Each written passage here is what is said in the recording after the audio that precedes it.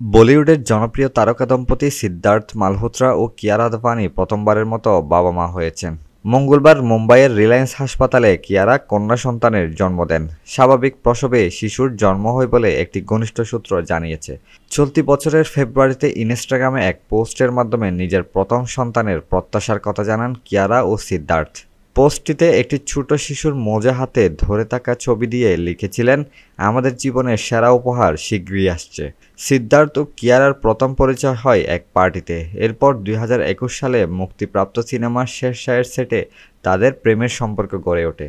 সম্পর্ক নিয়ে প্রকাশ্যে কিছু না বললেও ২০২৩ সালের ৭ ফেব্রুয়ারি রাজস্থানের জয়সালমীরে এক জাঁকজমকপূর্ণ আয়োজনে তারা বিবাহ বন্ধনে আবদ্ধ হন। দুজনেই আগামী মাসে বড় বাজেটের ছবি নিয়ে পর্দায় ফিরছেন।